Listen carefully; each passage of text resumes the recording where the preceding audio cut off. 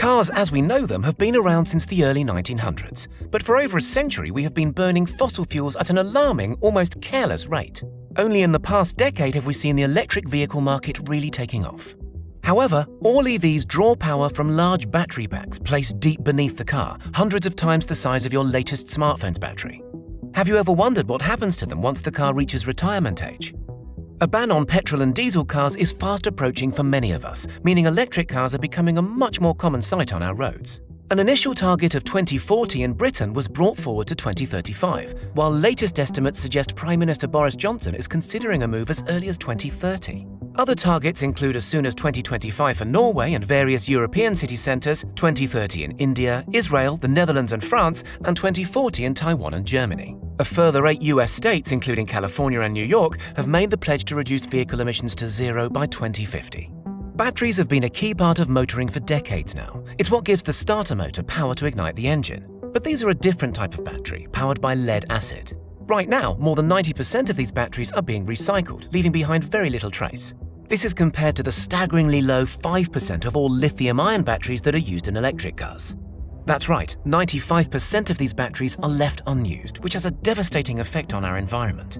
Experts estimate that between 10 to 15 million tons of lithium-ion batteries will have been discarded by the year 2030.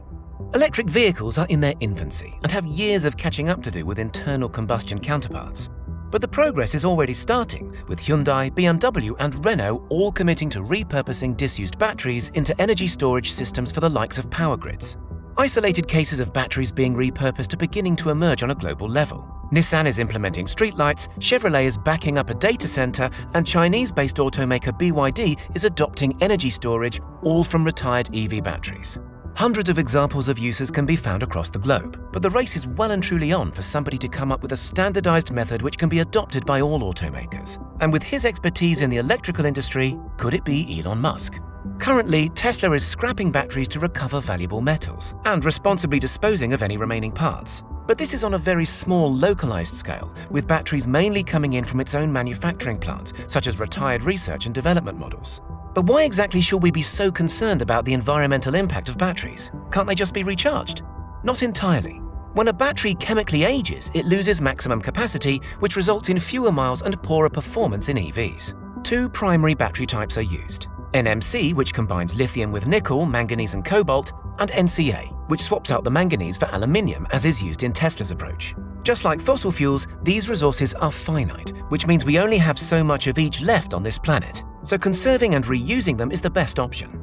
And on top of this, with cobalt being mined in the Democratic Republic of Congo and lithium being mined in South America, it's likely that the vast majority of machinery is being powered by dirty sources like petrol and diesel.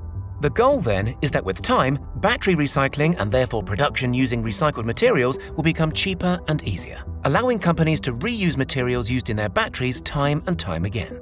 Although the production of batteries can be quite heavy on the environment, Tesla CEO Elon Musk claims to have prevented 4 million tons of CO2 from entering our atmosphere thanks to the fuel saved by the 550,000 Teslas on the roads.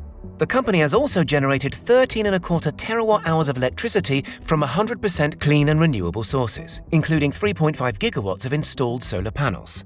Only about 40% of this energy, 5.26 terawatts to be exact, was used by Tesla cars on the road. In generating surplus clean energy, Musk is buying time by offsetting environmental drawbacks.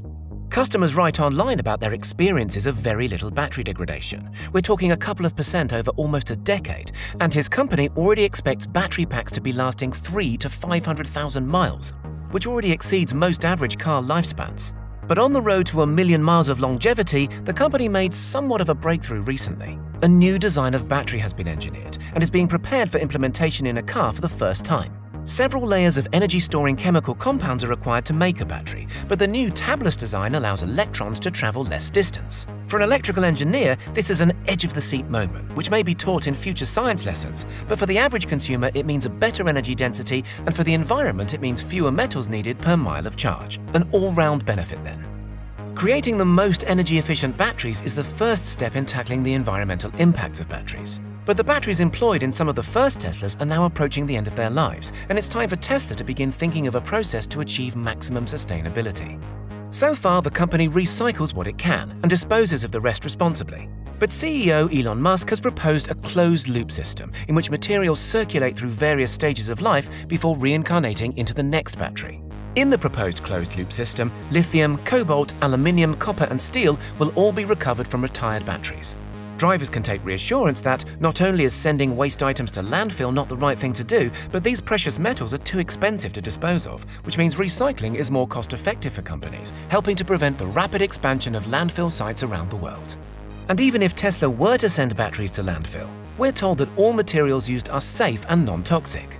Lead, mercury, cadmium, hexavalent chromium, PBBs and PBDEs have never been used in the production of Tesla batteries.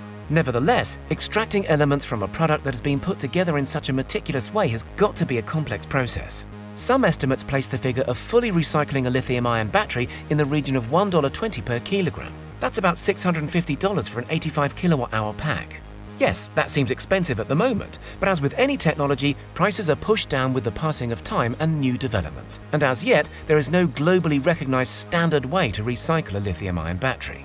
But to develop a closed-loop system, or in other words, a system in which no new materials are added for the equivalent number of cars, Tesla is one of the first car companies to be making groundwork towards a net-zero approach.